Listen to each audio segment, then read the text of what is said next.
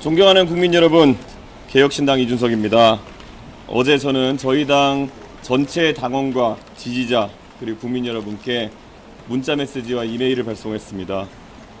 거듭 말씀드렸습니다. 비상계엄에 책임이 있는 세력으로의 후보 단일화는 이번 선거에 없습니다. 저를 응원해 주시는 모든 분들께 또렷하게 응답하겠습니다. 끝까지 싸워서 이기겠습니다.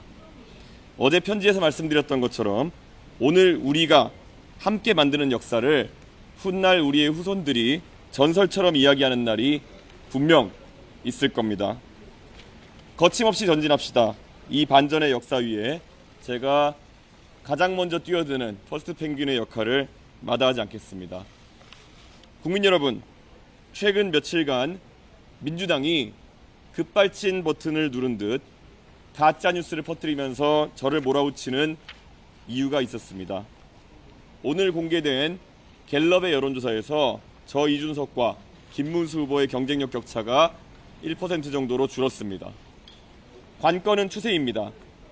지난 조사에서 29%였던 저희 양자 대결 지지율은 이번 조사에서 40%로 퀀텀 점프를 했습니다. 동탄의 기적을 만들었던 바람이 다시 불고 있습니다. 이 추세대로라면은 아마 오늘 진행된 조사에서는 제가 김문수 후보를 뛰어넘을 것이고 아마 내일 조사에서는 이재명 후보를 뛰어넘는 조사 결과가 나올 수도 있을 것입니다.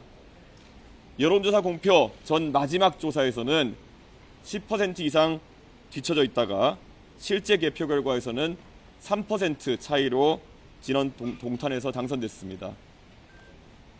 민주당은 그때의 악몽이 두려울 것입니다. 민주당에게는 악몽이지만 국민에게는 그것이 희망입니다. 동탄의 기적이 대한민국의 기적으로 되살아나는 그런 순간이 다가오고 있습니다. 국민 여러분, 김문수 후보로는 이재명 후보를 이길 수 없다는 사실을 이제 국민의힘 모두가 잘 알 것입니다. 그럼에도 그들이 버티는 이유는 그들에게는 당선보다 당권이 우선이기 때문입니다.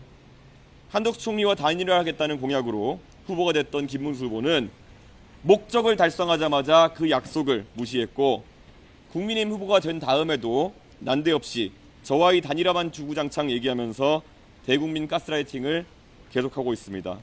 단일화 이외에는 내세울 곳이 없는 후보라는 것이 증명되고 있습니다. 제가 이재명 후보의 무능과 무식, 반지성을 파헤쳐서 반사 이익을 얻는 것 외에 김문수 후보가 지난 선거운동 기간 동안 스스로 이룬 것이 대체 무엇입니까? 전광훈 목사를 풀어달라고 눈물 흘리는 영상이 돌아다닌 것 외에 김문수 후보가 보여준 국가 경영의 비전은 무엇입니까? 비전이 없어서 겨우 생각해낸 것이 반 이재명이라는 기치 아래 역사 속으로 사라져야 했을 이낙연, 전광훈과 같은 이상한 재료들을 모아다 잡탕밥을 만들려고 하는 것 아닙니까? 둥근 사각형, 따뜻한 아이스 아메리카노처럼 존재할 수 없는 물건을 팔기 때문에 이재명 후보에 비해 비교 우위도 없는 것입니다. 고정표를 바탕으로 여론조사 최대치까지 올랐다가 이제 추락만 남은 김문수 후보가 있고 추세로 밀고 올라가 끝내 이재명 후보를 뒤집을 에너지가 충분한 저 이준석이 있습니다. 국민의 선택은 분명할 것입니다. 이준석만이 이재명을 잡을 수 있다는 판단이 빠르게 확산되고 있습니다. 2030 세대에서 시작된 이 혁명의 바람은 놀라운 속도로 전 세대로 확장되고 있습니다. 지금 민주당은 두려울 것입니다. 공표에 질려 있습니다. 국민 여러분, 비상계엄에 책임이 있는 정당 국민의힘은 이번 대통령 선거에 후보를 낼 자격이 없는 정당입니다. 국민 모두가 아마 동의할 사안일 겁니다. 그럼에도 윤석열 탄핵에 반대하고 전광훈 목사의 자유통일당 대표를 지냈으며 부정선거 음모론에 빠져있던 분을 후보로 내세웠으니 이것은 기본적으로 국민에 대한 예의가 없다고 할 수 있습니다. 원내 189석의 부패 골리앗 이재명을 막을 수 있는 방법은 단 하나뿐입니다. 압도적으로 새로운 다윗이 나서야 합니다. 계엄 세력도 포퓰리즘 세력도 모두 밀어내야 합니다. 이제 더 이상 김문수 후보를 선택할 그 어떤 명분도 남지 않은 상황에서 이제는 국민 여러분께서 대한민국을 위한 결단을 내려주십시오. 이준석입니까? 이재명입니까? 이준석이 만들 나라와 이재명이 망칠 나라의 차이는 분명합니다. 대한민국을 중국보다 기술 경쟁력 있는 혁신 국가로 거듭나게 할 것인가? 중국과 대만 사이에서 시에시에만 하다가 국제사회에서 완전히 고립되는 나라로 전락할 것인가? 바로 그 차이입니다. 보수와 진보를 가리지 않고 최고로 실력 있는 사람들이 모여 토론하고 타협하는 정치로 갈 것인가? 서초동, 광화문, 시청, 여의도로 갈려서 전쟁 같은 대결을 반복하는 국가로 갈 것인지 바로 그 차이입니다. 대통령을 두려워하는 나라가 아니라 대통령과 언제든지 토론할 수 있는 나라를 만들겠습니다. 총통이 아니라 국민의 시대를 만들겠습니다. 그게 바로 이준석 정부입니다. 국민 여러분, 결단의 시간입니다. 어둠이 물러나니 해가 뜨는 것이 아니라 해가 뜨기 때문에 어둠이 물러나는 것입니다. 겨울이 물러나서 봄이 오는 것이 아니라 봄이 차올라서 겨울을 밀어내는 것입니다. 어둠이 편이 된 햇볕은 어둠을 밝힐 수가 없습니다. 이재명은 세상을 바꿀 수 없습니다. 오늘 밤 마지막 TV 토론을 보시면 판단은 더욱 분명해질 것입니다. 이준석에게 압도적 지지를 몰아주십시오. 반드시 승리해서 보답하겠습니다. 감사합니다. 네. 네, 질문. 예. 김문수 후보에게 사퇴는 이미 요구한 바가 있고요. 반복할 필요는 없지만 김문수 후보로는 이기지 못한다. 그렇다면 김문수 후보가 할 수 있는 판단은 명확할 겁니다. 예.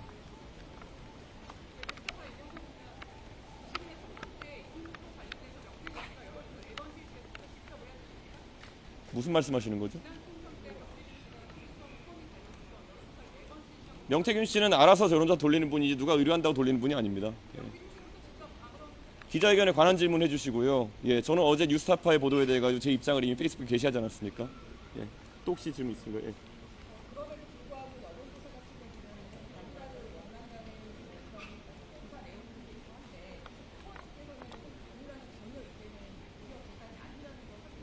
예, 저는 명쾌한 입장을 계속 밝히고 있습니다. 제가 한 번이라도 흔들림이 있었다면은 아마 그에 대해 가지고 뭐 다른 생각이 있다고 생각하실 수 있을 텐데요. 저는 한 번도 그런 단일화에 동의한 적이 없습니다.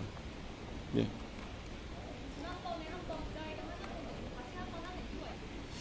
반복해서 국민의힘 측에서 계속 이런 것을 가지고 결국 뭉개려는 전술을 사용하고 있기 때문에 저희도 입장을 강하게 표명할 수밖에 없고요. 특히 민주당 같은 경우에는 계속 이제 선거 막바지에 두려움에 좀 떨고 있는지 계속 여기에 대해서 본인들이 곧 거짓으로 판명될 입장을 계속 반복하면서 표심을 요동치게 하려고 하는 것 같은데 저는 굳건한 의지를 표현할 필요가 있다고 생각했습니다. 예.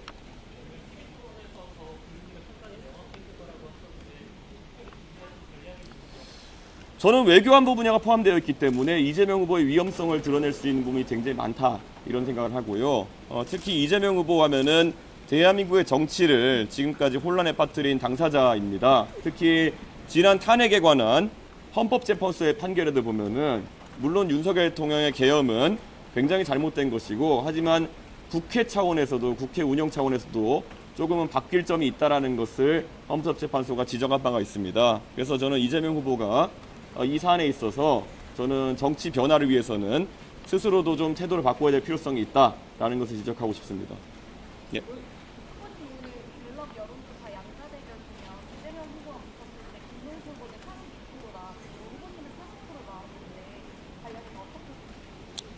오늘 중앙일보에서 의뢰한 갤럽 조사를 보면은 결국 이재명 후보의 지지율이 어디까지 낮아지느냐가 굉장히 중요하다는 것을 의미하고요.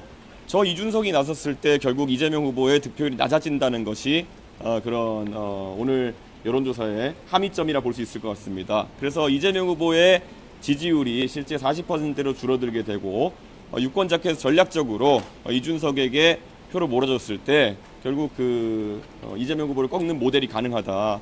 그거 외에 다른 모델이 있겠습니까? 김문수 후보를 통해서 견제하려고 했을 때는 계엄에 대해서 반대하는 유권자는 절대 이재명 후보에게서 김문수 후보로 표가 이전되지 않습니다. 하지만 선명하게 계엄에 반대했고 탄핵에도 찬성했던 이준석에게는 표가 올 수 있다는 것이 오늘 갤럽 조사의 함의이다. 이렇게 볼 수 있을 것 같습니다. 예.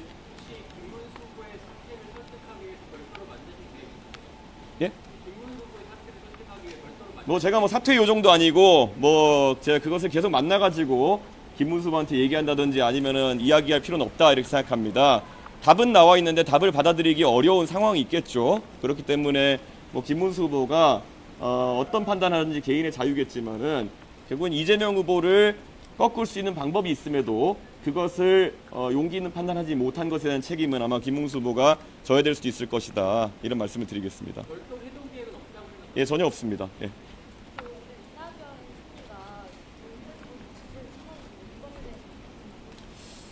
저는 이 자리를 빌어서 우리 광주 전라 지역의 유권자들에게 말씀드리고 싶습니다.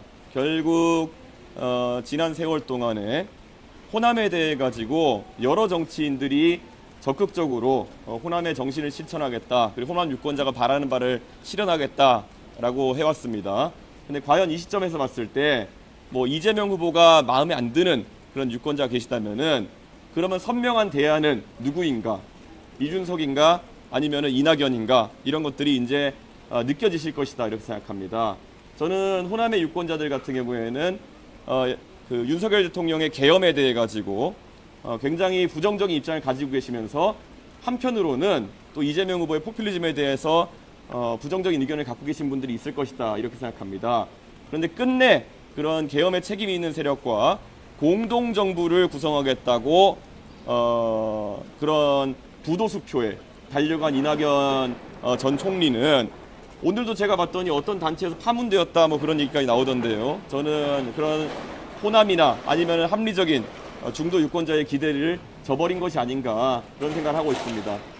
지금 선거가 다가오니까 결국 정치권에서 엉덩이가 무겁지 못한 사람들이 양 진영으로 달려가는 것을 놓고 무슨 통합이니 이런 말을 하는 경우가 있을 텐데요. 저희가 그렇게 날아다니는 그런 사람들을 놓고 통합이라고 하기에는 그분들의 행보가 너무 가벼운 것 같다, 이런 말씀을 드리겠습니다. 예.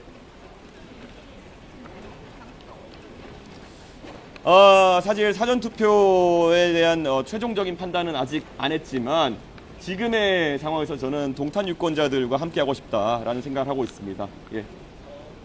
만약에 대통령을 당선되신다고 하셔도 원내 통합으로 국정운영을 제대로 할 수 있는가에 대해서 국민들이 좀 우려를 가지고 계십니다. 이에 대한 대책 구조나 집권식 구정에 어떤 세력까지 합류할 수 있는지. 윤석열 대통령은 의석이 100석 가까이 있어도 국가 통치를 제대로 못한다는 것을 보여주었고요. 그리고 이재명 후보는 180석이 넘는 의석을 통제할 수 있어도 결국 그 협치를 이뤄내지 못했다는 것을 증명했습니다. 그렇기 때문에 의석의 많고 적음이 협치의 가능성을 증명하는 것은 아닐 거다, 이렇게 생각합니다.